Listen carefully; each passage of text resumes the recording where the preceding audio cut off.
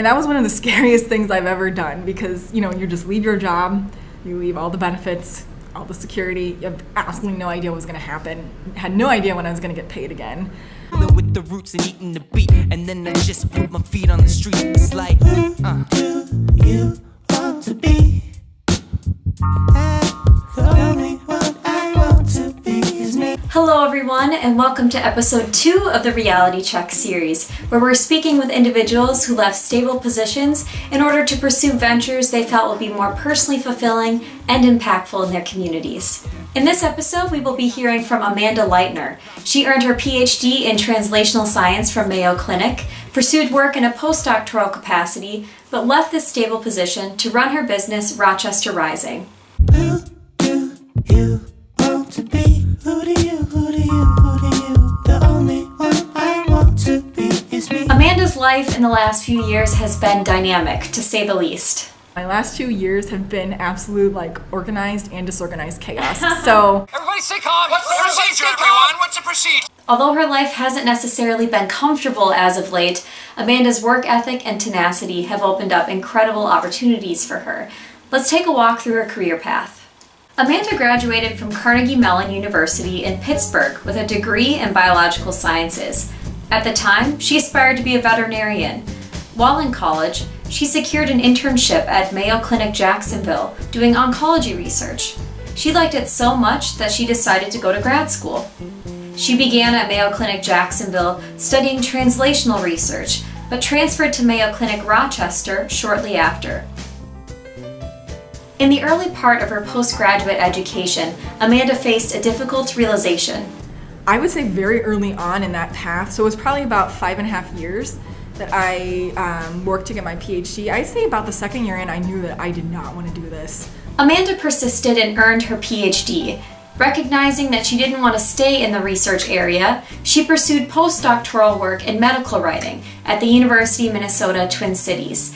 While working in her postdoc, Amanda became very connected to the startup community in the cities, and she began collaborating with a fellow Mayo Clinic researcher, Jamie Sonsbach. Jamie had started a life science support group in Rochester, Minnesota called BioIM. He wanted to scale his efforts with the Twin Cities, and he and Amanda collaborated to found Life Science Nexus. The platform shared stories of life science entrepreneurship in both the cities and Rochester. And it was crazy. I remember, so I was living with my fiance at the time in kind of the south suburbs of Minneapolis. So I would take the bus an hour in every day to the University of Minnesota. He would drive an hour every day to Rochester. And I'd spend the whole time on the bus because I had Wi-Fi and stuff just working on I specifically remember working on Life Science Nexus, the whole time, you have your laptop out, you gotta maximize all your time, right? Amanda describes how she kept herself motivated during the more draining periods of sustaining 2 full-time jobs.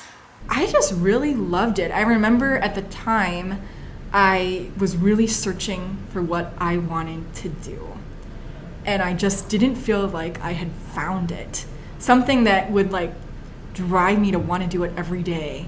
And then I just started talking to all these people who were creating these great technologies. And it was just it sounds cliche, but it was just really inspiring. And the thing that we were doing is that we were talking to people whose stories wouldn't have been told otherwise. And it was just so empowering to them. Not that we were sharing this with thousands and thousands of people, but nobody was taking the time to talk with them. And they were really grateful for that. After years of working in positions where she was not very fulfilled, Amanda was invigorated by having a job she loved. She also enjoyed the community aspect of it, seeing the value in sharing the stories of these new technologies and entrepreneurs and educating the community on these developments. And I just always have really bought into the idea of community. And I just love the idea that this was a community and we could just share what was happening here, not only here, but really to anyone connected to the internet, right?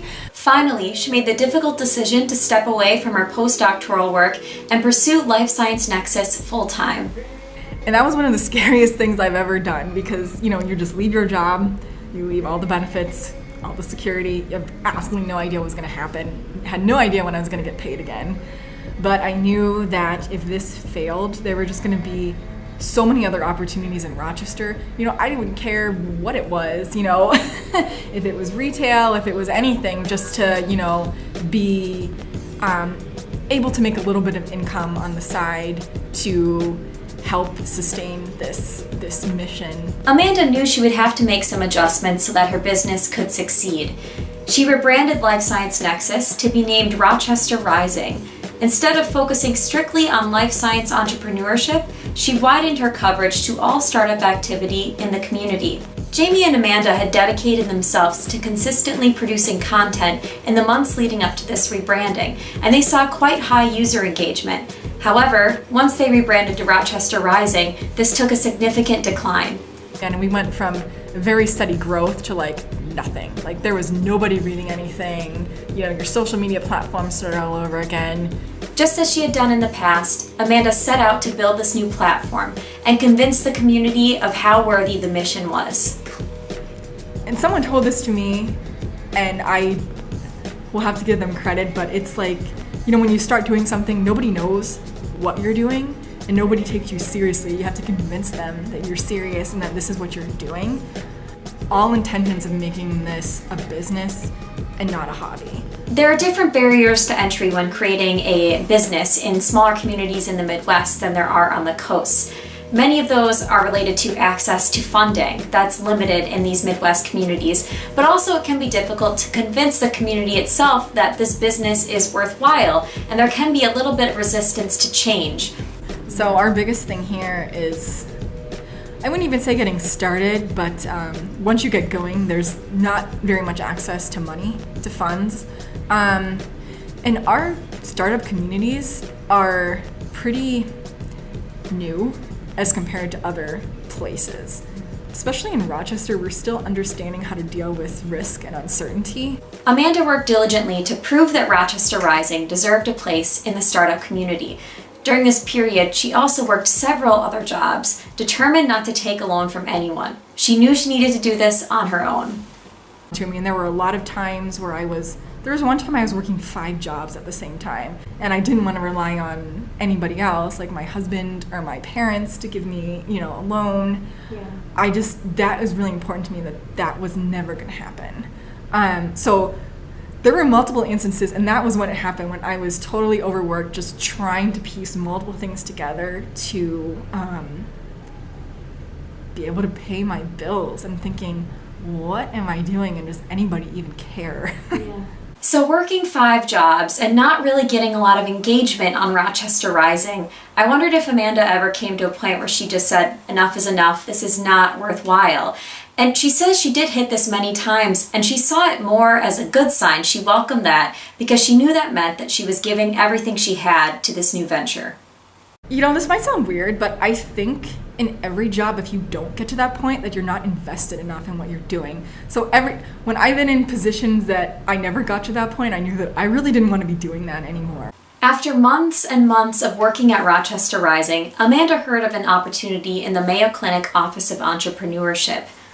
Currently, she is working in this new position while continuing to run Rochester Rising. Clearly, Amanda has no intent of slowing down. So right now, I'm the new program manager for the Mayo Clinic's Office of Entrepreneurship. So the office just started in January of this year, so I'm the first hire. How that came about and how I kind of reconciled it with what I was doing is kind of an interesting story. So as I was kind of hinting to before, you know, I was trying to build Rochester Rising, and I really felt, I knew it was being impactful in the community, but just like the finances were not adding up. And like I said, it was a struggle. Like at times I was working 5 jobs, like I was totally burnt out, and just, it was not, at this moment in this community, it was not feasible for me to be doing that full time.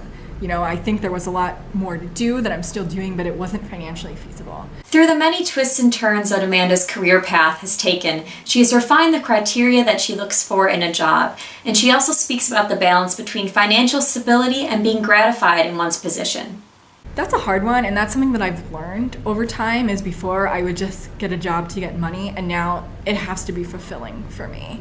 I have to know that what I'm doing is of value and that I'm creating things of value. When looking over her path in the last decade, the times when she was working 5 jobs, those long bus commutes, the days when she was not really getting paid for her work but putting in hour after hour, Amanda is sure that she's at the place she's supposed to be.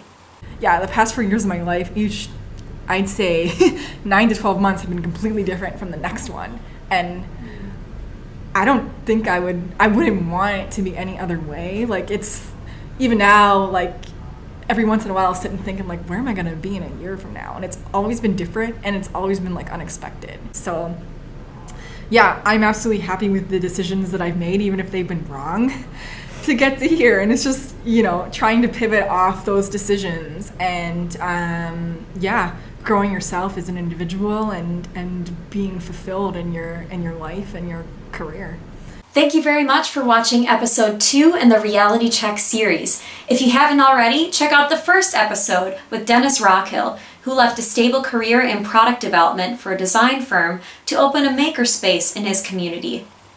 And look out for our next feature with a woman named Sarah, who left her career in marketing to run Fiddlehead Coffee Shop in Rochester, Minnesota. Again, thanks for watching, and I'll speak to you soon.